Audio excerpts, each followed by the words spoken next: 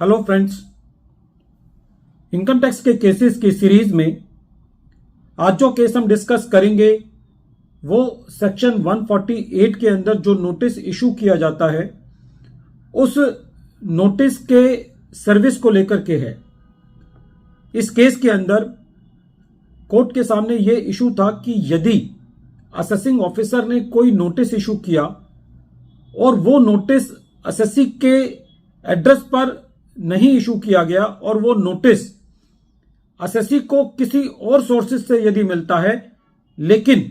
Notice issue करने की जो सेक्शन 149 के अंदर टाइम लिमिट्स है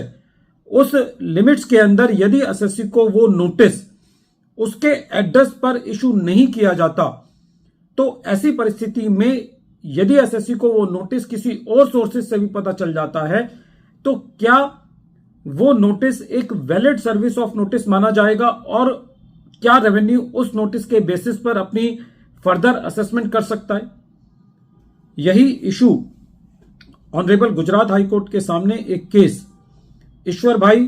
ठाकुर भाई Patel versus income tax officer के केस में सामने आया और ये केस 467 ITR पेज नंबर 558 पर रिपोर्ट हुआ। इस केस का जजमेंट 1 जनवरी 2024 को आया और इस केस के फैक्ट्स बहुत ही इंटरेस्टिंग हैं। प्रेजेंट केस में असेसी एक ऐसा असेसी है जिसके पास कोई पैन नंबर नहीं था। असेसी ने अपनी एक एग्रीकल्चर लैंड सेल करी। इस एग्रीकल्चर लैंड के अंदर इस एग्रीकल्चर लैंड का एड्रेस दिया हुआ था और असेसी का रेजिडेंशियल एड्रेस दिया हुआ था। जब ये लैंड सेल की तो असेसिंग ऑफिसर को उस सेल को यह देखना था कि उस सेल में क्या वो एग्रीकल्चर लैंड है या नहीं, या उसके ऊपर एसएससी की कोई टैक्स लायबिलिटी बनेगी या नहीं। और असेसिंग ऑफिसर ने उस एड्रेस पर नोटिस इशू किया जो कि एग्रीकल्चर लैंड का था, ना कि उस एड्रेस पर जो कि एसएससी का रेजिडेंशियल एड्रेस था। एसएससी को यह नोटिस किसी और सोर्सेज से मिला, लेकिन जब यह नोटिस मिला तो वो नोटिस उस डेट के बाद मिला जो कि लिमिटेशन पीरियड के बियॉन्ड थी। असेसी ने इस नोटिस को सर्विस ऑफ नोटिस के बिना पर इसके अगेंस्ट ऑब्जेक्शंस रेज किए, जिसको असेसिंग ऑफिसर ने नहीं माना। जब असेसी ने इस नोटिस के अगेंस्ट रिट पिटीशन दायर करी तो गुजरात हाई कोर्ट का यह कहना था प्रेजेंट केस में कि सेक्शन 148 का यह मैंडेट है कि प्रोसीडिंग्स को स्टार्ट करने के लिए नोटिस का इशू करना जरूरी है, लेकिन जब तक प्रोसीडिंग्स कंप्लीट नहीं की जा सकती, जब तक असेसी को वो notice with in time limit of section 149 जो है वो सर्व ना किया जाए, क्योंकि प्रेजेंट केस में जो असेसी को नोटिस सर्व किया जाना था वो नोटिस उसके रेजिडेंशियल एड्रेस पर सर्व किया जाना था। हालांकि असेसी को वो नोटिस किसी और सोर्सेज से मिल गया था, तो यह नहीं कहा जा सकता कि प्रेजेंट केस के अंदर जो असेसी को नोटिस जो है वो सर्व हो गया है। कोर्ट ने यह कहा कि नोटिस को सर्व करना एक प्रोसीजरल रिक्वायरमेंट नहीं है और यह सेक्शन 148 का मैंडेट है कि या तो नोटिस असेसी को सर्व किया जाए या उसके ऑथराइज्ड रिप्रेजेंटेटिव को सर्व किया जाए, और यह असेसमेंट प्रोसीडिंग्स को कंप्लीट करने के लिए एक कंडीशन है जो कि उससे पहले कंप्लीट होनी चाहिए। कोर्ट का यह भी कहना था कि यह एक जुरिसडिक्शनल रिक्वायरमेंट है और यदि कानून के अंदर यह लिखा हुआ है कि नोटिस एक पर्टिकुलर मेथड से सर्व होना चाहिए तो वो नोटिस उसी मेथड से सर्व होना चाहिए। यदि असेसी को वो नोटिस किसी और जरिए से मिलता है तो वो नोटिस एक वैलिड सर्विस ऑफ नोटिस नहीं माना जाएगा। कोर्ट ने यह कहा कि सर्विस ऑफ द नोटिस के लिए ऑर्डर 5 ऑफ रूल 12 और सिविल प्रोसीजर कोड भी एप्लीकेबल होगा और ऑर्डर 3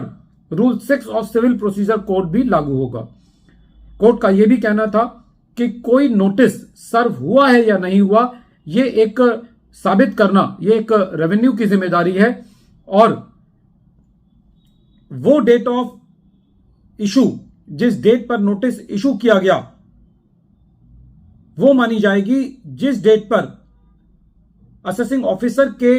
पास से वो नोटिस निकल जाता है, या दूसरे शब्दों में जिस डेट पर असेसिंग ऑफिसर ने पोस्टल अथॉरिटीज को वो नोटिस दे दिया है और पोस्टल अथॉरिटीज ने उस नोटिस को पैक करके उस पर स्टैंप्स लगा दी है, तो जिस डेट पर ये इसको सील कर दिया गया है और स्टैंप्स लगा दी गई है, वो डेट जो है वो इशू ऑफ नोटिस मानी जाएगी और ये माना जाएगा कि तब वो नोटिस जो है प्रॉपरली सर्व हो गया है।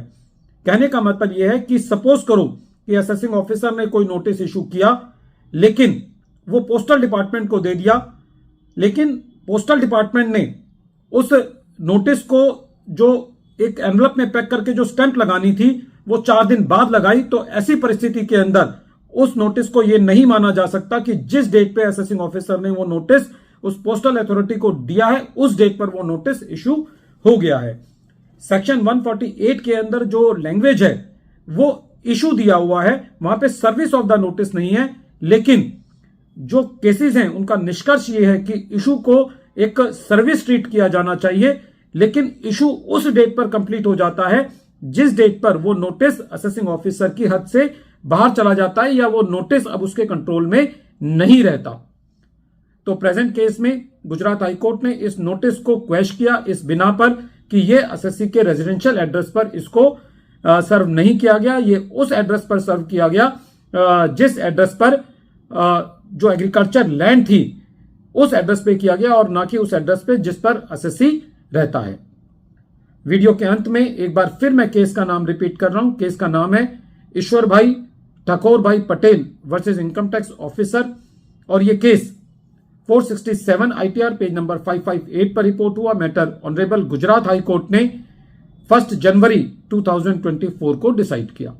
Thank you friends.